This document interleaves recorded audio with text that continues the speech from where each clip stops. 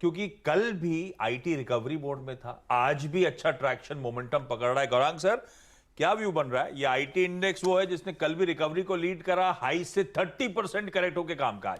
कल असल में जोश थोड़ा बहुत भरा वो जेपी मॉर्गन की इंडिया इन्वेस्टर समिट से जो अपडेट्स आ रहे थे। जितने लोगों, जितनी आईटी कंपनी ने पार्टिसिपेट करा, सबने एक ही सुर में कहा कि भाई डील क्लोजर्स ऑन ट्रैक हैं, डील पाइपलाइंस अभी भी हेल्दी हैं, कोई डिसीजन मेकिंग साइकिल्स में फिलहाल तो डिलेज नहीं देखने को मिल रहा है। तो हम अजम्पशन लेके चल रहे हैं रिसेशन के फियर्स और उसका इंपैक्ट, लेकिन अब तक वो विजिबल नहीं है एटलीस्ट इंडियन आईटी के पर्सपेक्टिव से। आप लोग इस डिप में फंडामेंटली भी एक्यूमुलेशन कर रहे हैं या नहीं? तो आशीष, मेरा ये मानना है कि एसेंशियल और कॉग्निसेंस जैसी कंपनियों के तरफ से जो भी बयान आए, टिप्पणियां आई या फिर जो भी आंकड़े आए हैं, उसको ध्यान में रखते हुए और भारत में जिस तरीके से हमने आईटी क्षेत्र में पिछले मेरे ख्याल से 2 तिमाही के नतीजे उम्मीद के नीचे थे और निराशाजनक थे, उसको लेकर के जैसे आपने बताया आशीष, 30% की गिरावट आईटी इंडेक्स में देखी है। कुछ आईटी क्षेत्र से जुड़े हुए शेयर में शायद एक गिरावट थोड़ी बहुत और ज्यादा हो।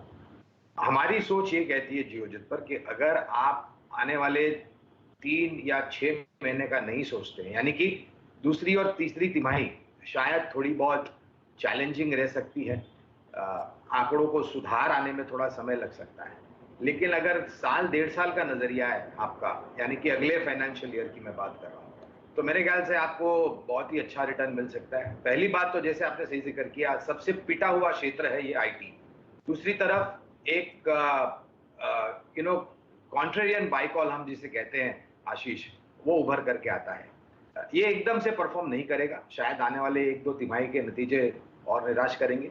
अगर आपका नजरिया उसके बाद का यानी कि साल 1.5 साल का है, तो TCS, Infosys, HCL Tech, Tech Mahindra, Persistent System, Mindtree, L&T Technologies, KPIT Tech, Tata Elxsi, ये पूरी जो कंपनियां का ब्रह्मांड है, हमारी खरीदारी की सूची है यहाँ पर। और धीरे धीरे एक्यूमुलेट करिए, पूरी ताकत लगा के एक समय पर निवेश करने की जरूरत नहीं है।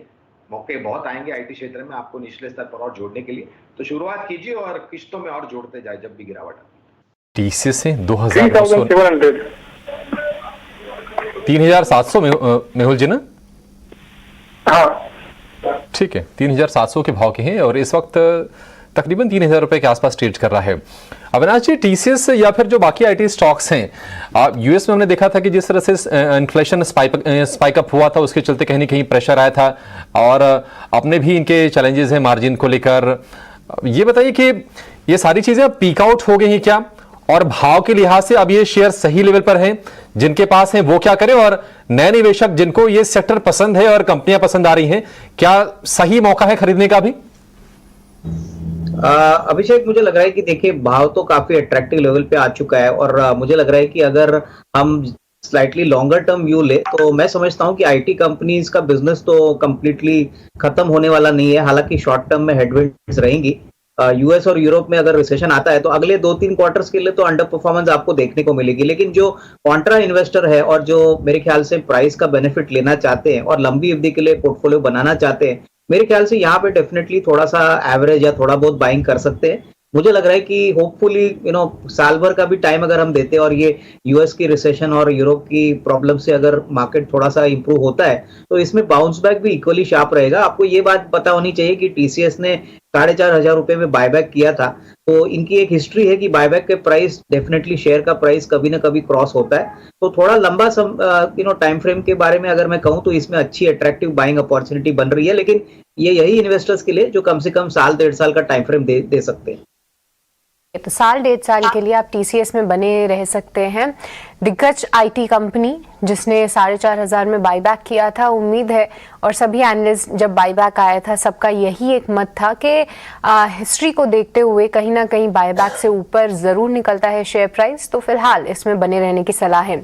अगले कॉलर हमारे साथ अहमदाबाद से पीयूष पटेल फोन लाइन पे मौजूद हैं। नमस्कार पीयूष, बताइए किस स्टॉक पे राय जाननी है?